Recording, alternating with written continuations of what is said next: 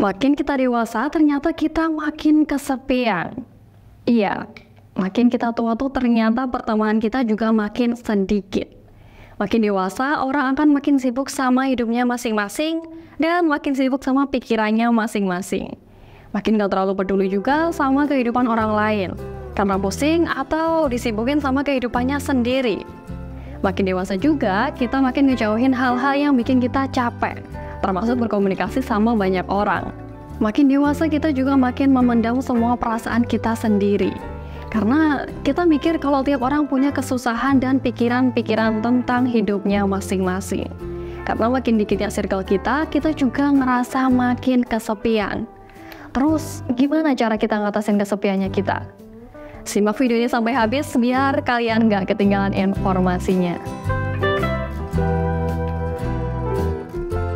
Kenapa makin dewasa circle kita makin kecil? Ternyata kita tuh makin dewasa makin susah percaya sama orang lain. Jadi rasa percaya kita sama orang tuh makin menurun. Kenapa? Ya karena kita tuh udah ngerasain hidup 20 tahun lebih. Udah ngerasain pahitnya hidup, udah ngerasain diselingkuhin, dibohongin, gak punya uang, dan lain-lain.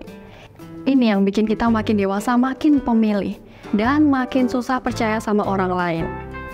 Makin dewasa juga, self-awareness kita juga makin meningkat.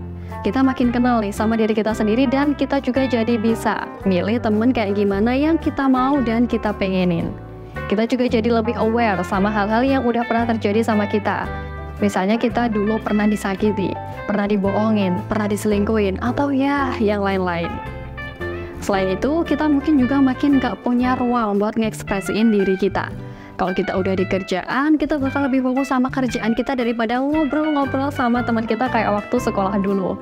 Kalau kita ngobrol, kita palingan ngobrol secara profesional aja kan? Nah, hal ini yang bikin kita juga sulit buat punya teman baru. Terus gimana caranya biar kita bisa dapetin circle di umur dewasa ini? Oke, ada beberapa hal. Yang pertama, coba kita cek diri kita sendiri dulu. Apakah kita orang yang toksik? Atau circle kita kemarin adalah circle yang toksik?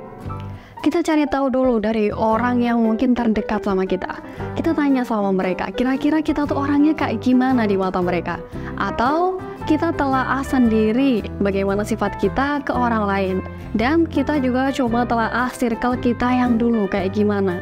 Kalau emang toksik, ya coba dijauhin ketoksikannya itu. Kita harus lebih aware sama masalah kita biar kita nggak terus-terusan stuck di masalah ini.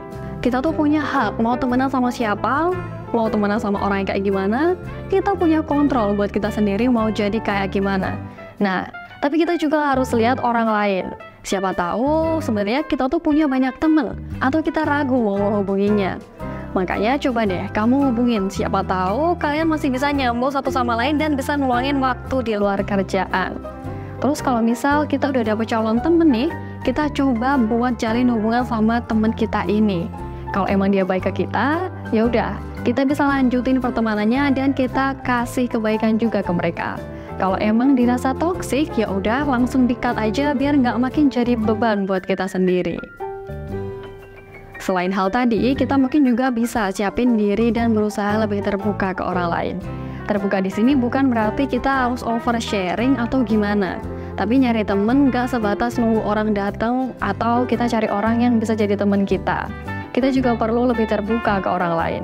Misal, kita orangnya jarang cerita, ya kita coba buat ceritain apa tentang kita. Siapa tahu dengan kita nyoba hal kayak gini, orang malah seneng ngeliat kita atau merasa senasib sama kita. Dan kalian bisa ngadepin itu bareng. Sebenarnya banyak banget kok cara buat dapetin temen baru. Tapi emang kadang susah gampang ya nyari temen tuh. Apalagi yang bisa sefrekuensi sama kita di usia kita yang udah dewasa.